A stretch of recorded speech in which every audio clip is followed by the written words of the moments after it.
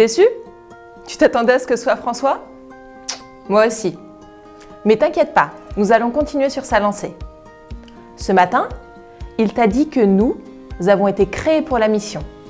Tu as été créé pour la mission et j'ai été créé pour la mission aussi. Et pour accomplir cette mission, certains vont ressentir le besoin d'aller loin, très loin, pour apporter Jésus aux habitants d'un autre pays, lors d'une mission humanitaire peut-être, ou lors d'une campagne d'évangélisation. Pour ma part, je ne suis pas très à l'aise avec l'idée de partir avec ma Bible sous le bras, mes convictions sous l'autre, et d'aller faire du porte-à-porte pour parler de Jésus. Mais c'est pas grave. D'autres que moi le font tellement bien.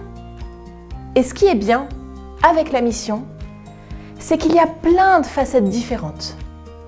Dieu nous a donné différents dons, différentes compétences pour que nous puissions, chacun à notre niveau, avec nos talents, toucher l'autre. Il y a une dizaine d'années, quand Paris-Est n'était pas encore bagnolé et que l'église était encore située à Paris, ils avaient l'habitude d'organiser, plusieurs fois par an, des repas avec des SDF le dimanche. Et à cette occasion, souvent, une chorale était invitée pour pouvoir partager un moment de chant avec eux. Et il se trouve que dans la chorale dans laquelle je chantais, depuis que j'étais arrivée en région parisienne, on avait répondu présent à cet appel, à cette invitation. Donc ce jour-là, nous arrivons sur les lieux un peu avant l'heure du rendez-vous pour s'échauffer, répéter, chauffer la voix. Et franchement, je ne sais pas du tout à quoi m'attendre. Je suis même un peu stressée parce que c'est pas un public comme les autres. Et lorsque l'organisatrice nous dit que nous allons d'abord partager le repas avec eux avant de chanter, franchement, j'ai vraiment une boule dans le ventre. Elle nous encourage à nous répartir sur les tables, disposées, à discuter avec eux. Discuter ? Ok, alors voyons voir, quels sont les classiques pour faire connaissance ? Où est-ce que tu vis ? Eh ben non, parce qu'en fait, ils sont SDF, donc par définition, ils n'ont pas de logement. Qu'est-ce que tu fais dans la vie ? Ben non plus, parce que du coup, il n'a pas de travail, on suppose. S'il en avait un, il serait sûrement pas SDF. Oh là là, franchement, ça commence vraiment mal.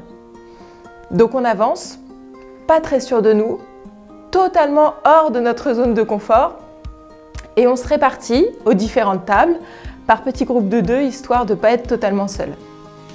Et là, on voit la main de Dieu agir parce que nous tous, qui étions en stress à l'idée d'adresser la parole à ces inconnus, sans travail, sans maison, Dieu nous montre que finalement, ce sont juste des gens, comme toi, comme moi.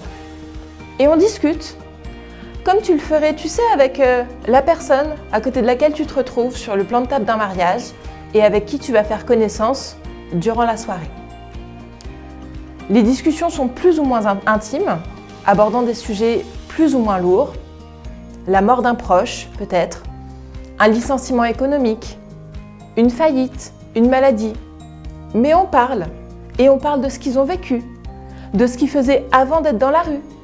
Et on découvre des enseignants, des infirmiers, des ouvriers, bref, des gens comme toi, comme moi, qui à un moment de leur vie n'ont pas eu de chance ou ont fait un mauvais choix. Et après ce moment d'échange, vient le moment de chanter. Enfin, on retrouve un sujet qu'on maîtrise.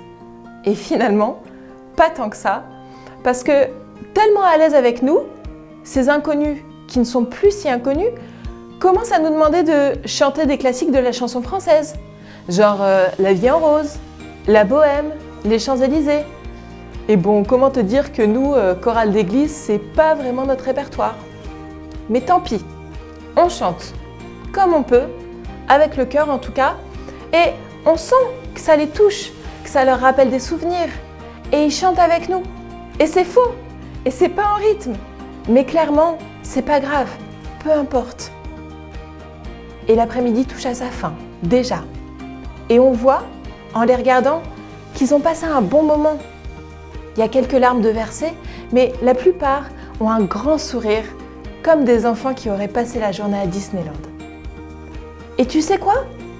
Je crois que, pas une fois, dans l'après-midi, Hormis dans les chants que nous avons chantés, pas une fois je n'ai prononcé le nom de Dieu. Et pourtant, je pense que le but est atteint et que j'ai réussi la mission. Matthieu 25 nous dit « Car j'ai eu faim et vous m'avez donné à manger.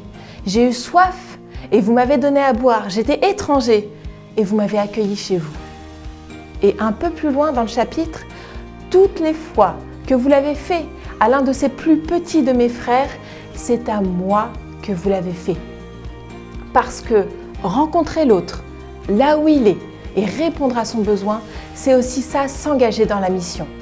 Et avant toute chose, il faut s'assurer de refléter l'amour de Jésus avant de pouvoir en parler. Par cette histoire, j'espère que tu as vu qu'un petit geste peut représenter une véritable preuve d'amour dans la vie de quelqu'un. Alors n'hésite pas, toi aussi, tu as ta place dans la mission de Dieu.